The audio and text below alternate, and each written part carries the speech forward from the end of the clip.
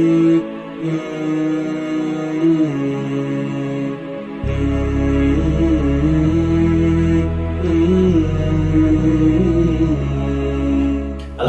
Rabbil Alamin, wassalatu wassalamu ala Rasulillah wa ba'd, assalamu alaikum wa rahmatullahi wa barakatuh. Soyez les bienvenus sur cette émission aujourd'hui. Inch'Allah, dans cette émission, on parle toujours de l'application du mauvais usage et aussi de l'abus de la notion du terme djihad. Inch'Allah, dans ce 28e épisode de ce programme, nous parlons des enjeux de l'interprétation des textes dans la charia de l'islam. Moi, c'est Teslim Adeyema et j'ai toujours ici dans le studio avec moi l'Oustaz Murtala Saad, assalamu alaikum wa rahmatullah.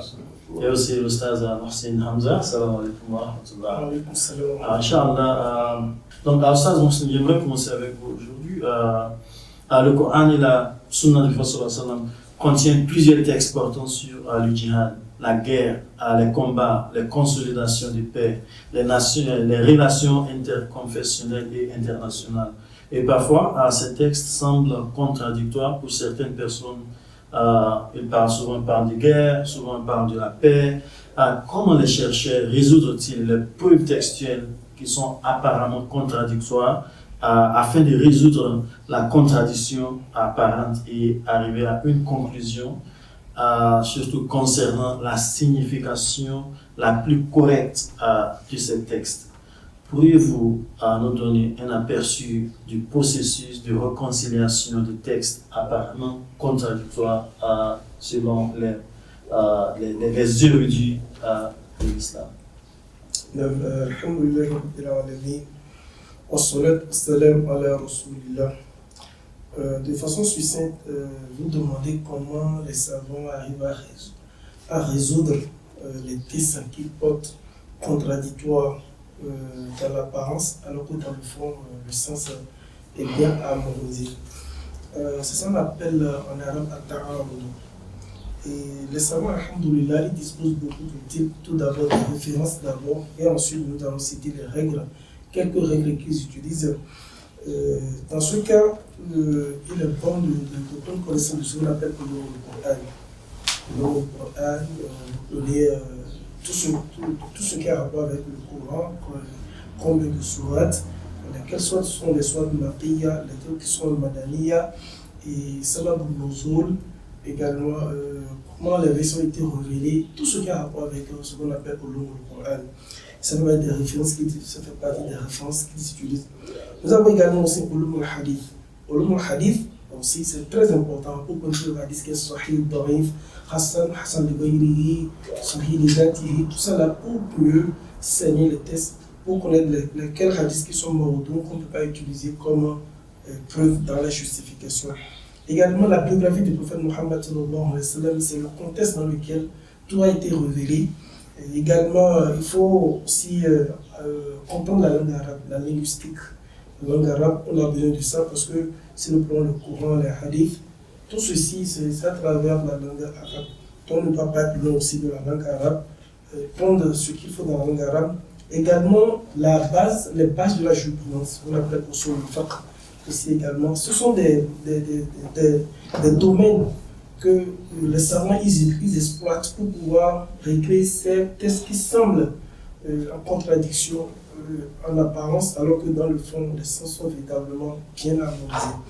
Nous avons aussi également ce que nous appelons le mantiqi, c'est-à-dire c'est la science de la logique. La science de la logique, oui, c'est une branche de usul al-fiqh, parfois aussi on étudie ça à part entière. Nous avons aussi ce qu'on appelle al-balagha, la rhétorique, la science de la rhétorique, ça aide beaucoup, parfois ça aide beaucoup pour pouvoir le comprendre. Donc voici quelques références domaines qu'il faut comprendre pour mieux et qu'on appelle trouver solution à ces tests-là qui portent en contradiction. Et ce qu'il faut noter, c'est quoi? Si on a un savant qui a ce genre d'ambiguïté, peut-être c'est une manque à son niveau. C'est une manque à son niveau parce que Allah subhanahu wa ta'ala, là, le Coran a été révélé près de 14 siècles, ça n'a jamais connu de modification, ça n'a été édité, point. Et donc, c'est le savant là, peut-être, il a une mauvaise compréhension, bien une des compétences que je viens de citer, il est un peu ignorant de ça, bien il a une faiblesse à ce niveau-là. Oui, je crois que les contradictions apparentes souvent viennent pas des savants, mais des gens qui croient qu'ils peuvent eux-mêmes aller lire le Coran et comprendre. Donc, quand ils font face au Coran ou face à ces textes, ça les confond. Donc, ils se disent non, comment est-ce que ce même texte peut parler de la guerre et aussi parler donc, souvent, ce n'est pas les savants, mais ce sont tous les gens qui veulent aller eux-mêmes aller vers le Coran et ils se trompent. Oui, si je parle de. Bon, c'est le thème qui est mal exploité. Il y a des gens qui se disent des savants, alors que les ne sont pas des savants. Et ils sont, comme vous l'avez dit, qui ont ces genres d'ambiguïté. Et à part ça, nous avons quelques règles qui sont véritablement utilisées. Nous avons, s'il y a des tests, ils font ce qu'on appelle le jam. Ils vont réunir les tests, ils vont harmoniser entre les tests en tenant compte de tout ce que j'ai précité pour pouvoir faire le jam, ils vont harmoniser les tests. Parmi aussi les règles qu'on appelle terjih. Terjih veut dire que vous avez des preuves de part et d'autre. Vous allez voir la preuve qui pèse. Pour la preuve qui pèse qu'on appelle dans la balance. On appelle ça terjih. Nous avons aussi également ce qu'on appelle al-nasr. Al-nasr, c'est l'abrogeant et l'abrogé. Vous voyez, il y a des versets qui ont été abrogés, d'autres sont venus abroger pour abroger ce qui était là. Oui, il y en a, mais ceci, ça peut être indiqué par le prophète Mohammed et aussi par Allah subhanahu wa ta'ala dans le Coran. Oui, ça ne revient pas aux savants de faire ce genre qu'on appelle d'abus. C'est pas facile parce qu'il faut avoir des preuves tangibles pour dire tel verset n'est plus utilisable. Alors que nous avons une résolution des Iman Nas Aoula, les Ihmali, c'est-à-dire utiliser les tests, c'est véritablement recommandé que de délaisser les tests pour dire que ces tests-là sont déjà abrogés, on ne veut plus que c'est juste la lecture.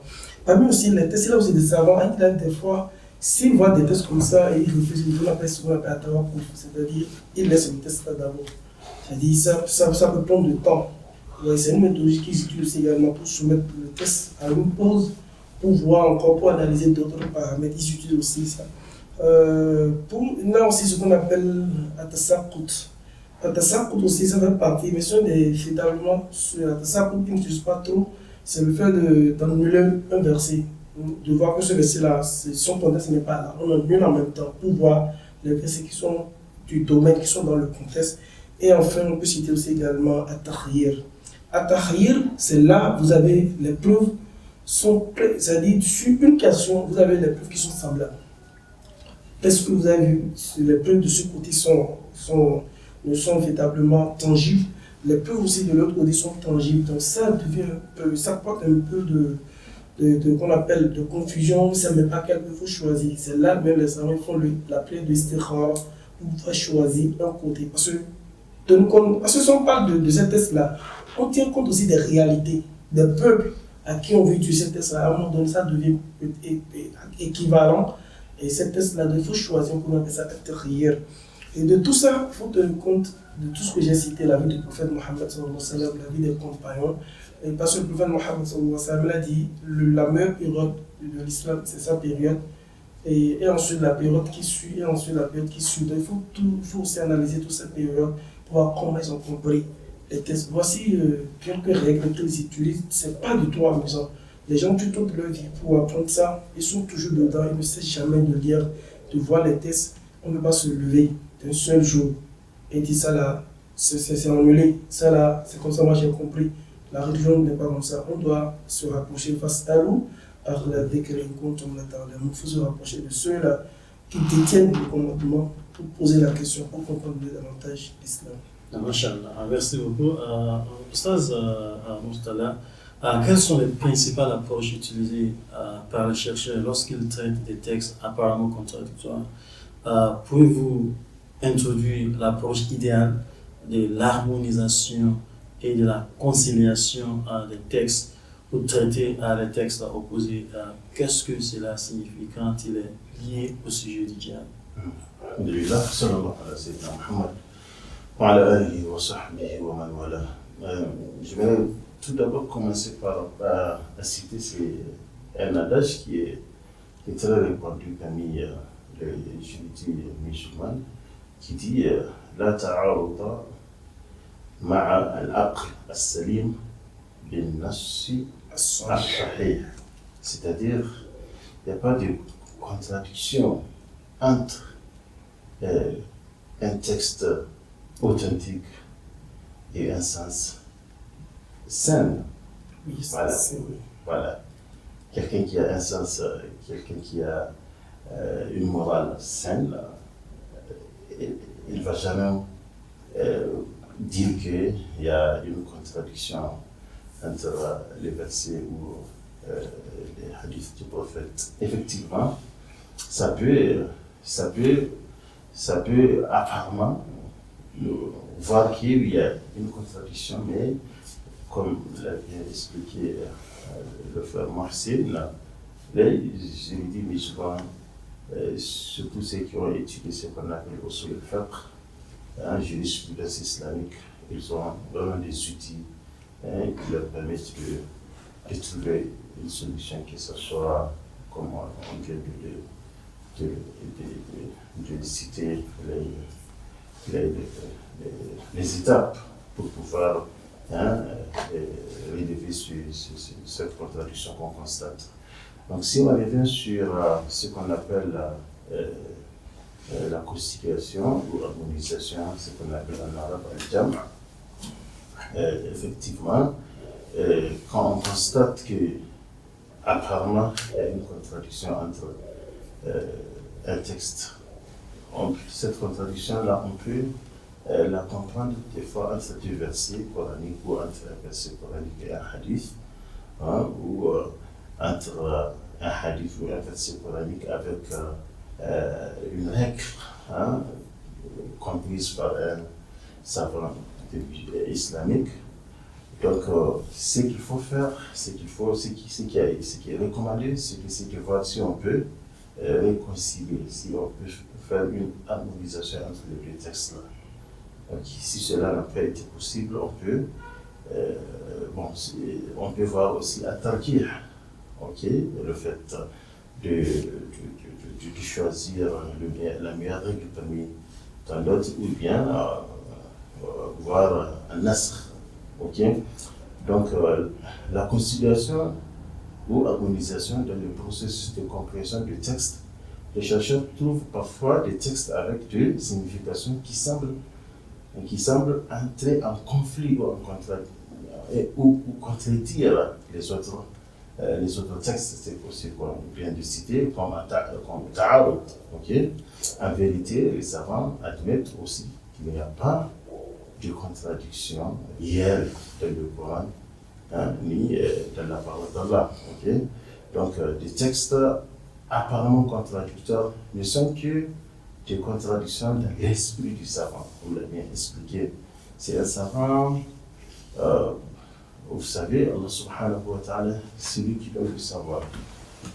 Un savant, même s'il réunit toutes les conditions, tous les critères, Allah subhanahu wa ta'ala, s'il n'a pas voulu, il peut ne pas lui donner cette chance de comprendre comment il peut harmoniser, comment il peut faire ce qu'on appelle la tarjih ou la donc, ce ne sont que des signes de faiblesse et de limitation pour les savants concernés.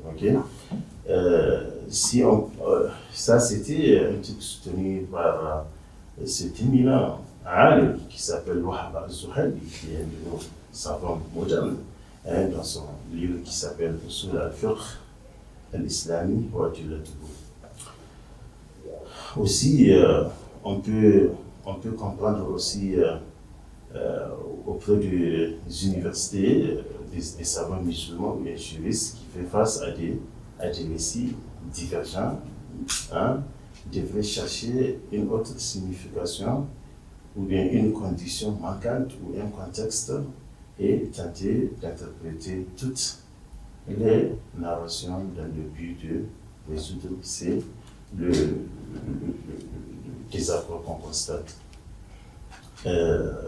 Ça, c'est quelque chose qui existe bel et bien dans la science islamique et qui est aussi on peut trouver comme on vient de le citer, que chaque fois, c'est essayer de faire le jam, la réconciliation, ok?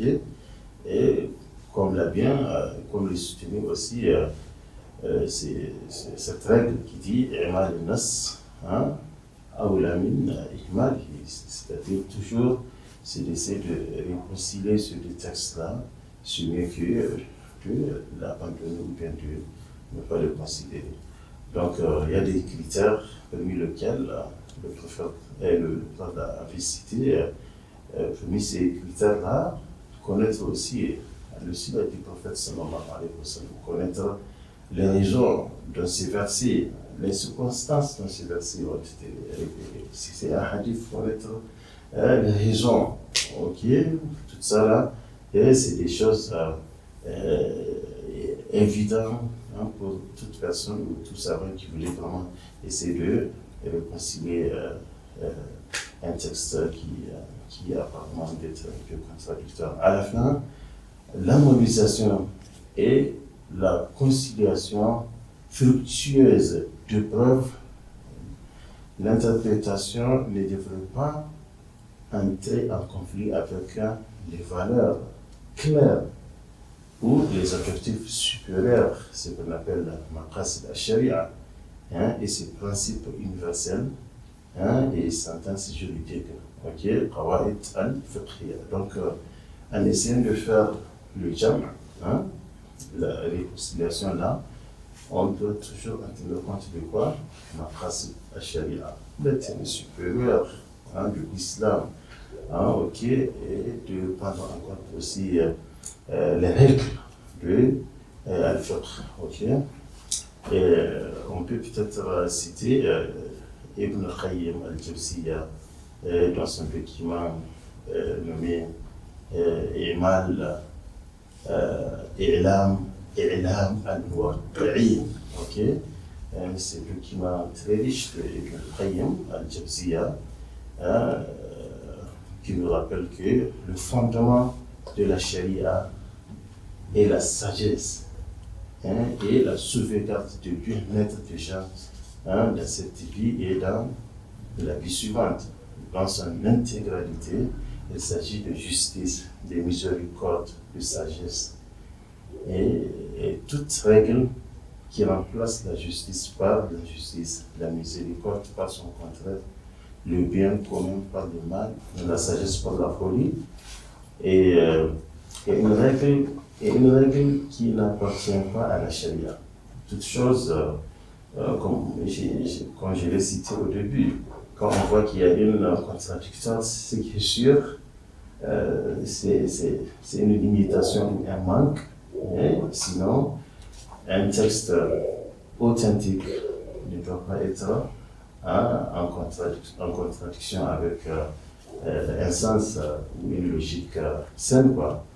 Donc, Jama est donc l'approche la plus exigeante et la plus préférée sur le plan intellectuel pour réaliser avec succès la vérité du message du Coran et de la Sunna.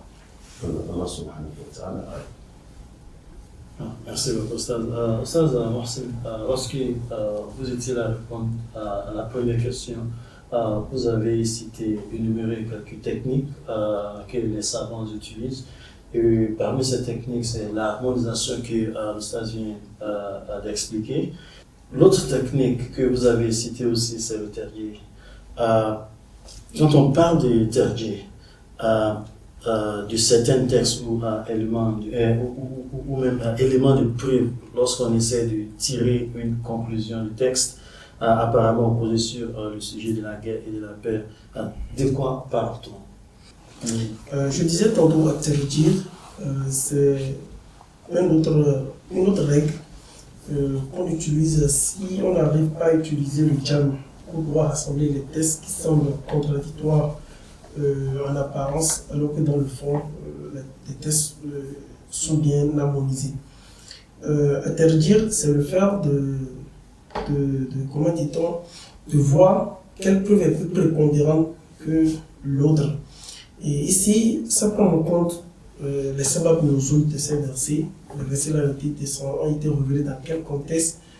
Aussi également, si nous rentrons au niveau des hadiths, il faut voir, le hadith reste sahih, parce que nous avons aussi des degrés de hadith.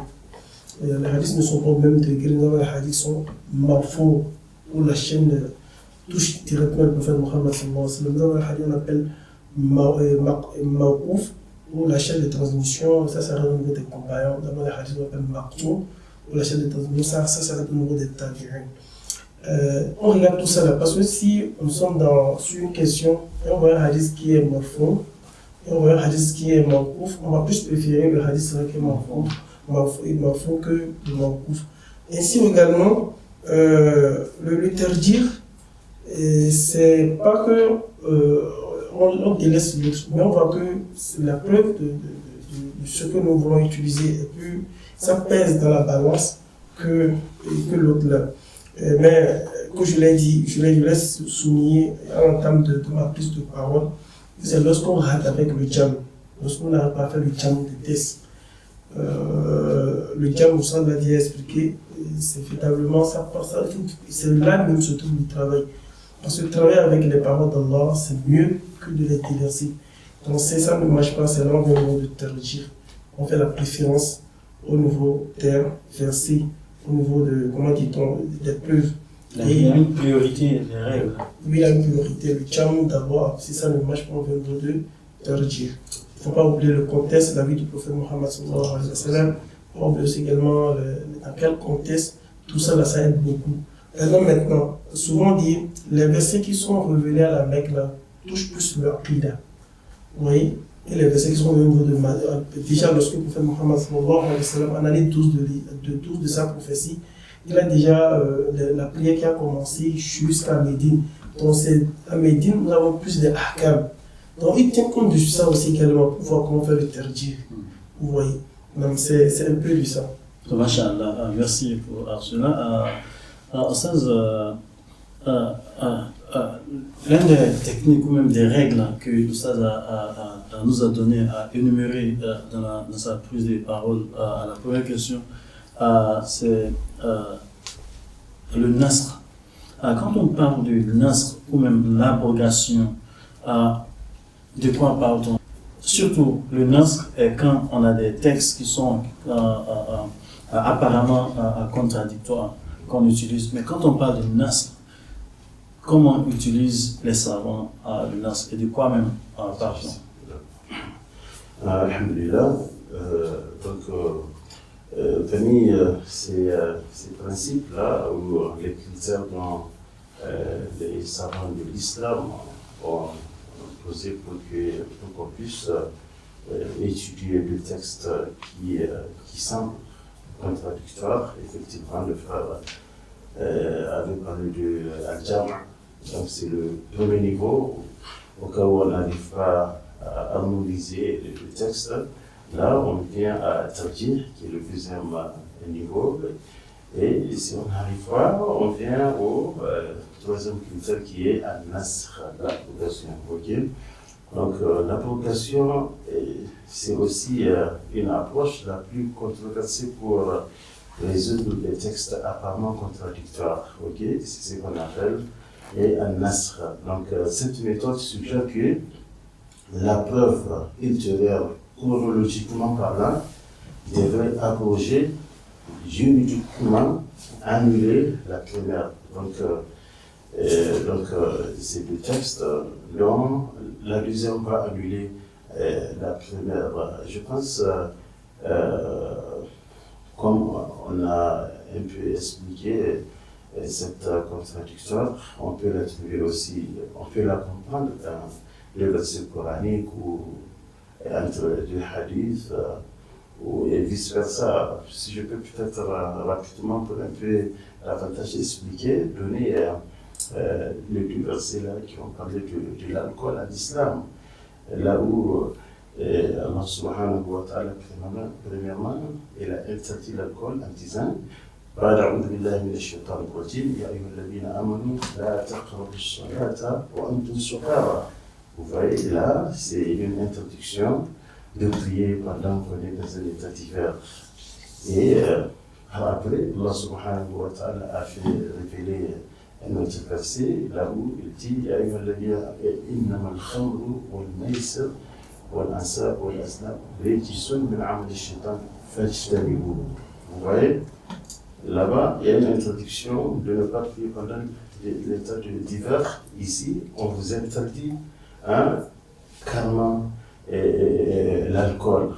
Donc, les savants ont essayé de faire ce qu'on appelle harmonisation en disant que, effectivement, pour un bon début, pour les nouveaux musulmans, dont leur coutume et leur tradition, la consommation de l'alcool, Allah subhanahu wa ta'ala a jugé utile de ne pas l'interdire de façon subite. C'est pour cela qu'il les a interdits de faire de la prière pendant qu'ils étaient dans un état d'hiver.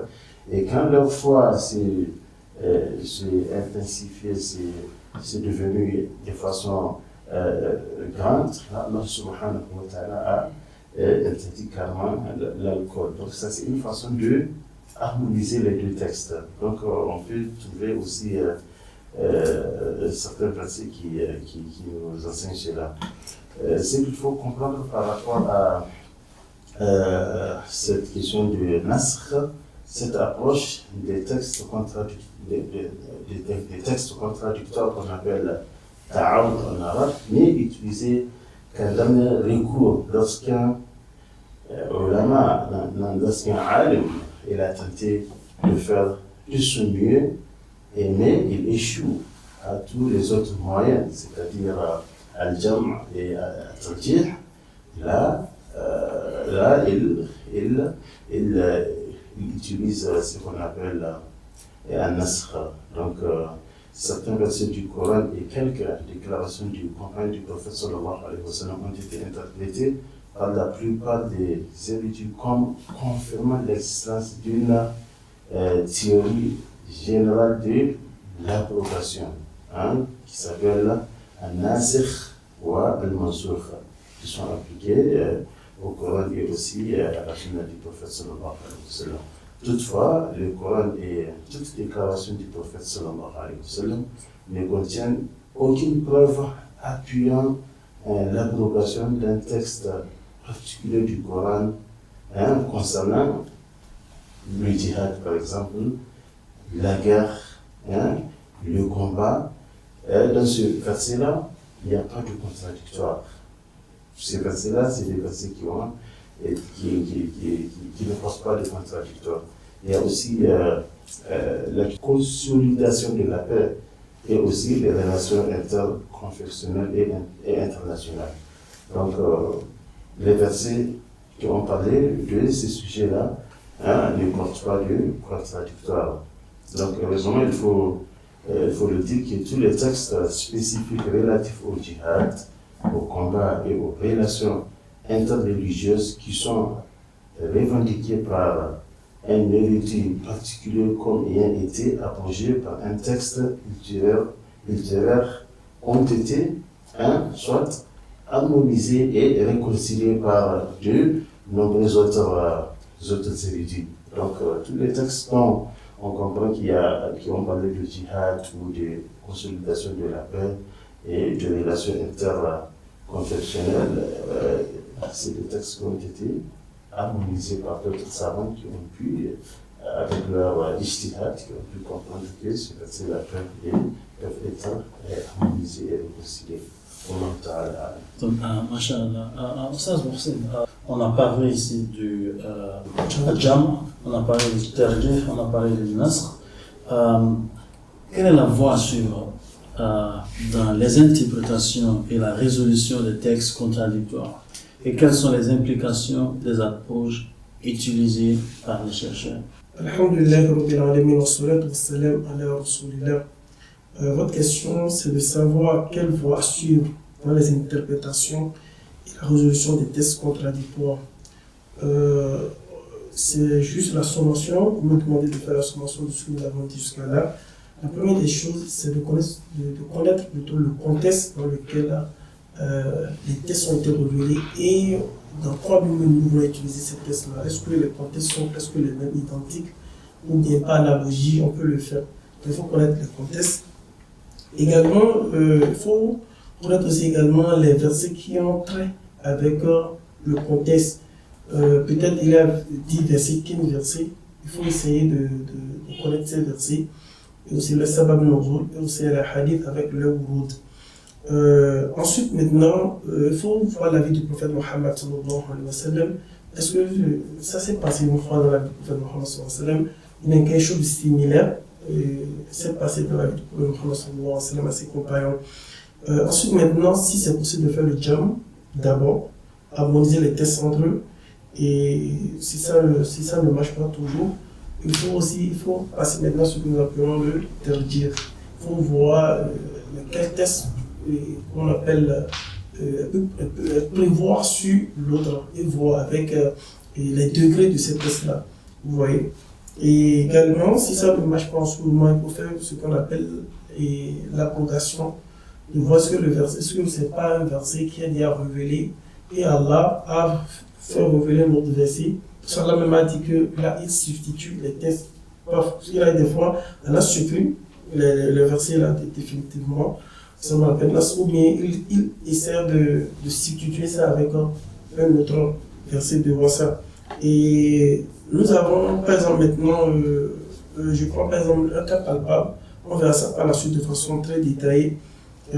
Nous avons le verset numéro 5 de Sourate Tawbah où Allah dit فَإِذَا انْسَلَخَ الْأَشْهُرُ الْحُرُمُ فَاقْتُلُوا الْمُشْرِكِينَ حَيْثُ وَجَدتُّمُوهُم وَخُذُوهُم وَاحْصُرُوهُم وَاقْعُدُوا لَهُمْ كُلَّ مَرْصَدٍ. Ce qu'il faut retenir, ce verset-là, il y a d'autres savants qui disent que ce verset est venu abolir tous les autres versets concernant la perle, concernant qu'on appelle, il faut se défendre. Il ne faut pas que nos guerres, nos batailles soient des batailles offensives, mais plutôt des défensives. Et jusqu'au point où on dit ça, même à aboli, ça a abrogé, mais plutôt, voici le mot idéal, tout en 214, tout en même dit 104, tout en même dit 114, que ce verset seul là supprimé tout. Et ce verset-là, d'autres utilisent pour dire chaque fois les besoins doivent être en guerre. Il ne doit pas laisser les autres là en paix. Il doit accepter l'islam là forcément. Oui, on ne verra pas la suite de façon plus détaillée. Parce qu'il y a des extrémistes qui se cachent derrière ça. Parce qu'ils ne comprennent pas bien les tests, ils n'avaient pas fait le jam, ni le terdir. Ils passent directement au niveau de l'application. Et qu'est-ce qu'ils font? Ils disent que tout ce qu'Allah a dit, et que de les combattre, lorsqu'ils nous combattent, ils te laissent ça. De bien les traiter, comment dit-on, avec les prisonniers, on peut les laisser, on peut le faire grâce, et les laisser. Ils disent non, il faut les combattre jusqu'ils vont accepter l'islam. On verra bien le contexte. Et pour finir, j'aimerais partager un verset avec vous. Et Allah subhanahu wa ta'ala dit dans Sourate An-Nisa, Afala yatadabbaruna al-Qur'an, ô vous les croyants, toi croyants, pourquoi vous ne méditez pas le Coran? Allah dit, Walau kana min indi ghayrillah, la wajadu fi ikhtilafan kathiran. Allah il nous donne véritablement l'assurance pour dire si le Coran était venu d'une autre personne ou bien d'une autre divinité, à part Allah, il allait trouver beaucoup de contradictions dedans. C'est pour dire qu'il n'y a pas de contradiction. Le musulman ne doit même pas douter pour dire est-ce que le Coran il a de contradictions dedans. Elle a dit si, méditez très bien. Si ça venait d'une autre divinité, mais d'un autre, à part Allah, on allait trouver assez de contradictions dedans. Donc, cela, on va revenir sur le verset là. Mais voici quelques étapes qu'on peut suivre pour pouvoir élucider des questions qui portent un peu de contradiction dans l'apparence, alors que dans le fond, nous avons beaucoup de solutions que nous pouvons trouver à ces tests-là. Masha'Allah. Merci beaucoup, Oustaz. Inch'Allah, vraiment, on reviendra à la question, peut-être au verset dans des épisodes à venir. Mais avant cela, j'aimerais qu'on sache que derrière tous les domaines de l'islam sont tous cernés par des méthodologies. Vous voyez ce que les Oustaz viennent de nous enseigner aujourd'hui. On ne fait pas l'interprétation des versets coraniques sans savoir quelles sont les méthodologies qui cernent le domaine dans lequel on veut faire les interprétations de l'islam. Donc il faut bien comprendre les différents domaines, l'ulum al-Qur'an, l'ulum al-Hadith, usul al-fiqh, maqasid al-sharia et autres. Il faut tout savoir, il faut maîtriser ces domaines avant de faire des interprétations, même avant de donner les fatwas dans l'islam. Ceci est très très important parce que ce sont ces méthodologies, ces domaines et les méthodologies qu'ils contiennent qui nous aident à arriver même aux décisions juridiques qui sont même fiables à la charia de l'islam. Inch'Allah, on s'arrête ici aujourd'hui encore pour continuer dans un autre épisode. Merci beaucoup, Oustaz. Murtala, merci aussi. À nos téléspectateurs, merci beaucoup. Inch'Allah, on se retrouve à la fois prochaine. Assalamu alaikum wa rahmatullahi wa barakatuh.